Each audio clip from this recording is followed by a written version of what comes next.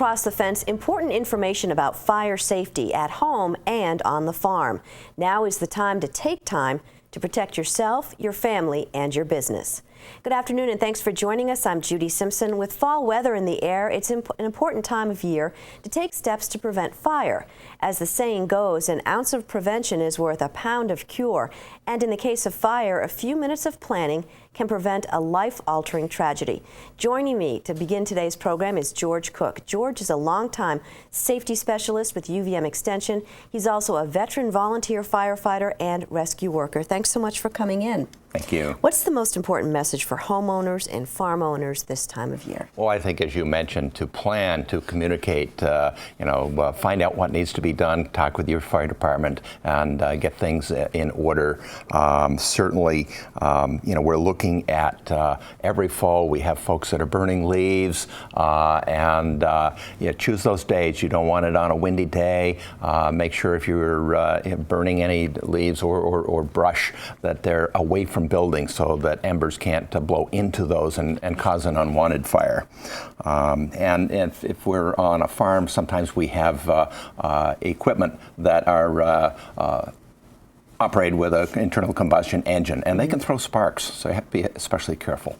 And so you have some slides now that highlight fire safety, and they address barn fires, but the concepts are also similar to home fire protection as well. Yes, they are. Yes, they are. The key thing is that a fire can devastate a home, a farm, a whole family income operation in a matter of minutes, and the impact lasts a lifetime. Some of these here you see we can have a situation where the barn is destroyed, crops lost, potential of animals killed or injured, right. And as I said, it leaves a family without an income. And so planning, communicating are two big factors. We do certainly understand that the most effective ways we see here to prevent a fire is stop it from starting. Don't give it a chance. Right. And if we can prevent that fire from starting, then that saves an awful lot of agony on the part of the family and so forth. Performing safety inspections, not only on the farm, in our homes, where we work, controlling potential ignition sources, what's out there that could cause a problem. When's the last time we had our electrical system updated? Developing a plan, a pre-plan in this case. Farms can be set up with a pre-plan with the fire department, and the fire department absolutely, we enjoy going out visiting a farm. I bet. So now the informational packets that we have here, that they're available, and we're going to tell folks how they can get them at the end of the program. But what sort of communication is really important between the farmer and their fire department? Well, I think certainly, as I mentioned, pre-planning. Most fire departments have pre-plans for large facilities, our schools, our libraries, our hospitals. Well, the farm may be one of the largest facilities in that town. And so it's a good idea to sit down and talk with the fire department, invite them out to the farm, give them a walkthrough so that they understand what's there, where are the hazards, where's the water source if there were a fire, and is it accessible, year-round. What are some of the things that you look for when you visit a farm in this instance? Well, we're certainly looking for potential risks. We'd like to know where the livestock is being housed, where are the crops being stored, are there potential hazards, fertilizers, pesticides. I mentioned livestock. Do you have bulls? Do you have animals that we ought to be especially aware of? That could be dangerous to you if you have to fight a fire. Yes. So now many farmers have on-site ponds for watering livestock, but those ponds can also be used for fire prevention. Absolutely. One of the key reasons for putting a farm pond in is for recreation, but also recognizing that we're going to have it there in cases of fire, for watering our livestock, and just any all-around use for water. It's nice to have one that's nearby, as we see, close enough to the facilities, close enough to the barns, so that if we need it, it's available. To find out more about ponds and fire prevention, we're joined now by Troy Dare. Troy is the manager and engineering technician with the Rural Fire Protection Program, which is part of the Vermont Association of Conservation Districts. Welcome and thanks so much for being with us. Thank you. Now, how long have you been doing this? The Rural Fire Protection Program started as the Dry Hydrant Grant Program in 1998, and I actually did it a little bit as a work-study student at VTC, so over 17 years. So what's the key thing that a pond owner can do to provide fire protection? Well, if a farmer wants to use their farm pond as for rural fire protection, their first step really is the local fire department. The fire chief or the water officer can make a real quick and easy site visit to evaluate the pond for location, what they would use the pond for in the area and things like that. That's the starting point. Now, does it matter how deep the pond is? It does. If the pond is in the right location, access is good, some simple general criteria, then the pond is analyzed to see if it needs to be dredged out, and make sure it has enough water, and to make sure that the outlet and inlet and all those things are sound for fire protection. Now, there's something that's called the Predetermined Rural Water Supply Standards. What is that? Well, it just means that it needs to have enough water in it, and that it will hold enough water for fire protection in winter months and things like that. It's pretty complicated, actually. Yeah, so what's involved in putting in a dry hydrant, and what is a dry hydrant? Well, the best and the simplest description of a dry hydrant that I can come up with is a big straw. It allows the fire department to suck water out of ponds and streams, things like that, for fire protection. There's a lot of planning involved. The funding, and then the installation is the key part of it. Make sure it's installed correctly. Yeah, what's involved with putting one in?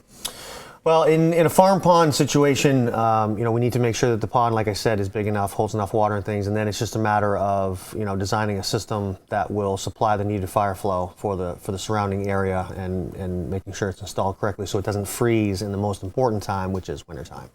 As a matter of fact, what sort of upkeep do you need?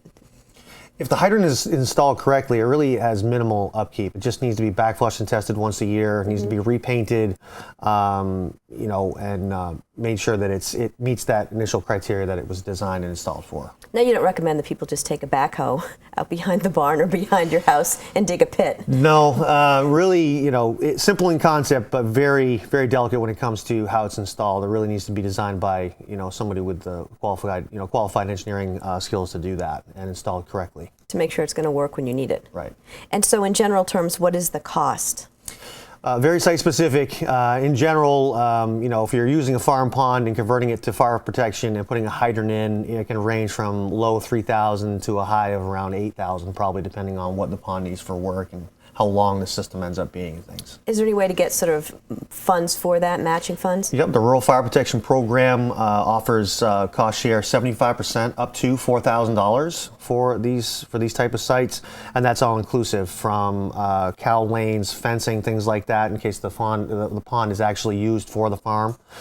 We can accommodate that, and then access work, hydrant itself, so it's all inclusive, and that can be used for the total project.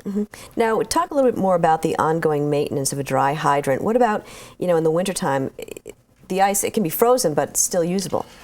If it's installed correctly, it will work the same as it does in the summertime. A fire department can pull up, draft water from it without having to do anything else other than deal with the cold and probably some ice and things too. Making sure the snow is clear. Yes. I think that's an important factor for the farmer to keep. Talk a little bit about that too.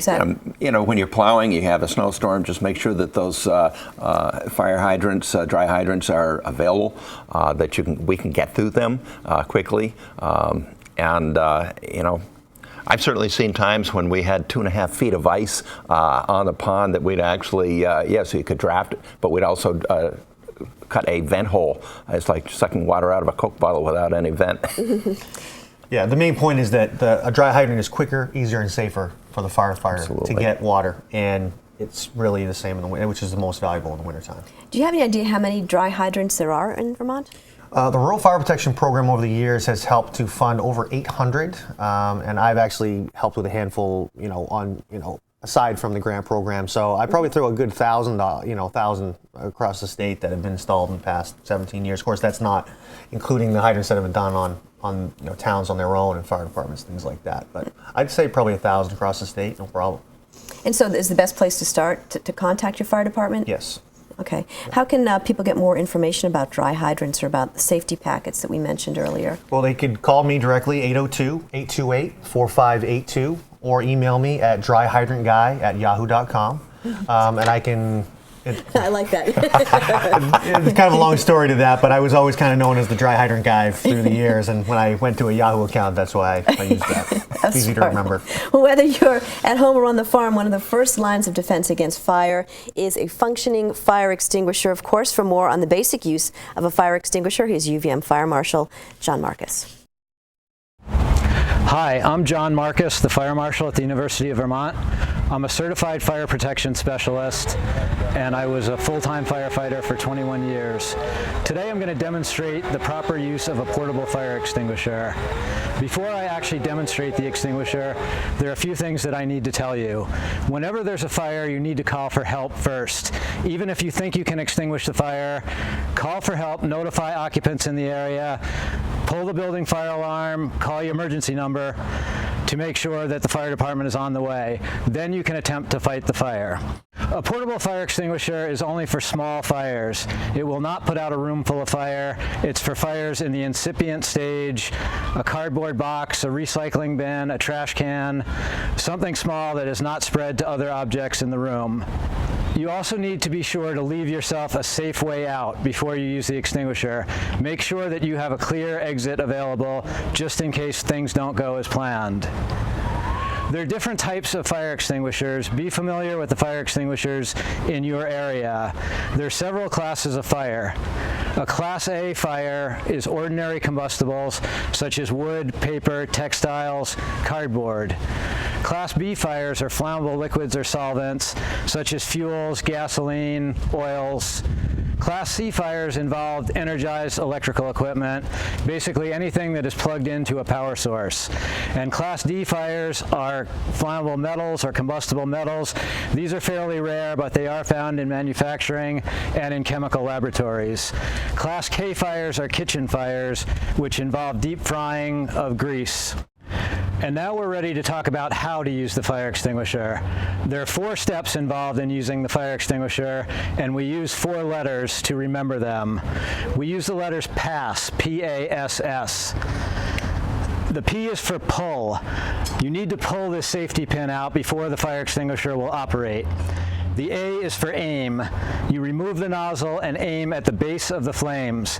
You must aim at the base of the fire. If you aim at the flames, the extinguishing agent will pass through the flames and land harmlessly on the other side. The first S is for squeeze. You squeeze the handles together to discharge the agent. And the last S is for sweep. You sweep from side to side until the fire is completely out. P-A-S-S. In this demonstration, we will be using water to extinguish the fire. Typically, multi-purpose fire extinguishers have a dry chemical agent, which comes out in a fine powder much like water. And now we're ready to do the demonstration.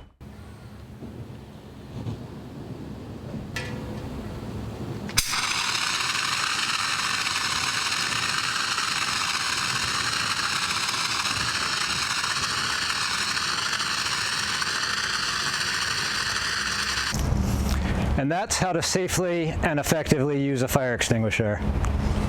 Well, our thanks to UVM Fire Marshal John Marcus for his expertise. We have a couple of minutes left. Some reminders for folks. Obviously, smoke alarms, George. Smoke alarms, yes. We've been over this many times, but make sure you've put new batteries in yearly. Pick a time of year and do it the same time every year. Test it monthly. Kids should know how these are tested as well. And smoke alarms have about a 10-year life, so every 10 years, anticipate that you're going to be replacing each and every smoke alarm in your house. Carbon monoxide detectors are also very common today, or a CO detector. And again, those should be tested monthly. Hit that test button, make sure everything is working. And they have a shorter lifespan, typically around 6 years. Many of them today come with a 6-year battery, but check yours to see if it's something that needs to be changed on a annual basis. Change it when it's convenient for you rather than the middle of the night when it starts beeping. This is true. And you can't find the batteries. Okay, a lot of people heat with wood.